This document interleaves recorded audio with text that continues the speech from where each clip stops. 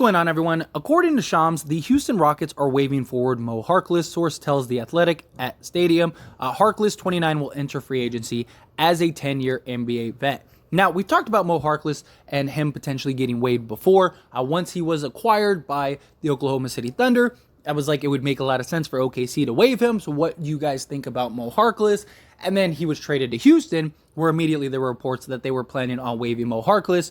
Well, now it's a reality.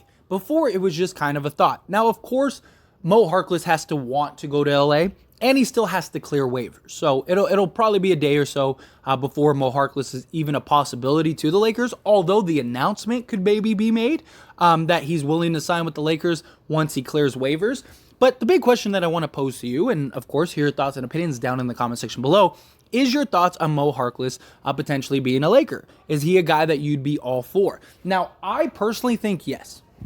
Now, there's not a lot of 3 and D guys in this league, or at least right now that are available. It's kind of either one or the other, right? You got like a 3 or a D.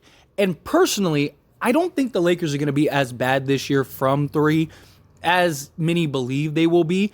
And I don't think the Lakers are going to have trouble scoring, period. So personally, I would rather the Lakers go and get a big wing that can guard multiple positions and play multiple positions and really give some size. You know, Moe Harkless is like 6'9" with shoes on.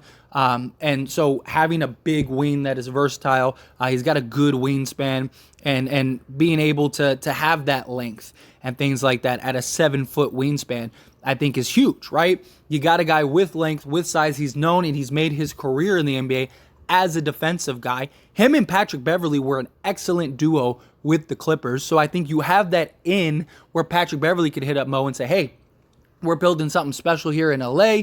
Come on over to the Lakers. Let's go try to win a championship. And I think Moe Harkless could be very serviceable. He's a guy that you could play at the 4 spot. You could play him at the 3 spot. He would be great against the bigger, wing players, the Kawhi Leonards, the Paul Georges, Kevin Durant's, guys like that. That's the one thing we don't really have. We don't really have that big body that can guard multiple positions. Now, Wenyen Gabriel is a guy that has good size and could potentially be that, and he may be able to deliver that, but his shooting is a big concern. How well can he shoot? And his lack of experience, I think, is a concern. Where Moe Harkless, I really want a vet presence in that big third wing option spot, because I think he's a guy that has experience, that has been in the playoffs, that has had that run and had that burn, things like that, to where he knows what he needs to do. He's matched up against these guys time and time again. He's matched up against Kawhi before, guys like that. So he knows what he needs to do. And having a big wing like Moe Harkless, I think would just be much more beneficial for the Lakers than, say, a Matt Ryan. Matt Ryan had a great shooting performance. He's 6-9 from 3, put up 20 points in 20 minutes, and he may be able to continue that. And that would be very valuable. But I just think we need, the way that we're going to win this season, I think, is going to be on the defensive end. And I don't think Matt Ryan, even let's say he shoots, 40, let's say he shoots 40% from 3 this year. 1, I don't think you're going to be able to play him enough minutes. 2, I don't think he's going to have the impact on the defensive end. And 3, I don't think he's going to contribute to wins the way that a big wing defender would. Could be completely wrong. Again, this is just my personal thoughts. I just think the Lakers are going to hang their hat this year on the defensive end. And having a bunch of really good switchable guys that can play multiple positions, I think is really going to help with that. And so I think Moe Harkless is that sort of missing piece as far as just big wing defensive type players.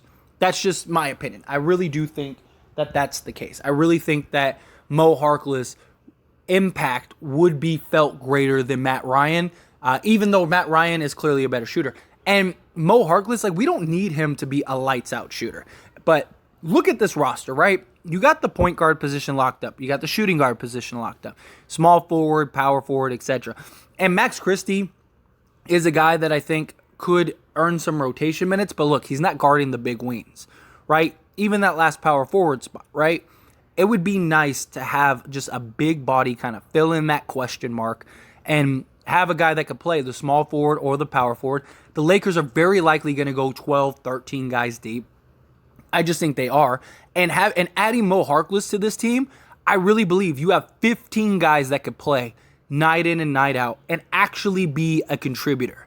Not just guys that, that are just on the roster just for the sake of being on the roster. No, I think legitimately, night in and night out, you have 15 guys that could be serviceable and 15 guys that can play. And it would also be good to have a guy like Moe Harkless for like if LeBron doesn't play, and or Anthony Davis doesn't play. It gives you a guy that could play the power forward spot, and then you still have Thomas Bryant, you still have Damian Jones. Like, we really need, in my opinion, that 3-4 spot, one more guy that really fills it. Now, having an elite shooter would be great. Having a guy that could play 3 and D would be great. But they're just not out there. It's one or the other. You're not getting both right now unless you just pull off a trade. But I don't see a trade happening. I don't see any of those guys being available, right? Those guys are, prime rib right now in the NBA. Those guys are top cream of the crop when it comes to just the NBA. So you need to find the best suitable guys. And I do think you can get that with Moe Harkless. We really need to maximize on the options that are out there. And like when you look at Moe Harkless in general, you look at stats, stuff like that. Again, he's not a guy that's really standing up, jumping out at you scoring wise, right? He's putting up, basically 7 points a game for his career, but he's 47% field goal percentage for his career overall. So he's a guy that can score. He is a guy that has flexibility, stuff like that, but he's not an elite shooter. He's not a guy that you're counting on to, really light it up. He's a career 32% three-point shooter. And so my thing is, can he just get to like 33 or 34%? Right? He's a career 32%. Now, if he could just get maybe 1% more or 2% more from his career average, then I think the league average is only 34, 35%. So if he could get to 33%, then he's right around league average, or 34%. He basically is at league average. If he could just get that, I just need a guy that can play defense and be respectable, right, from 3. A guy that you at least have to challenge, a guy that you at least have to like step out and like you can't just pack the paint in.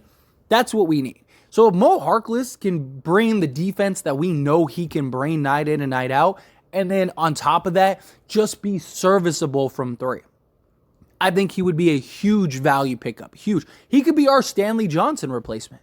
Literally, he could be our free Stanley Johnson replacement. But anyway, as always, this is a discussion, so I want to hear from you. Let me know your thoughts and opinions down in the comment section below.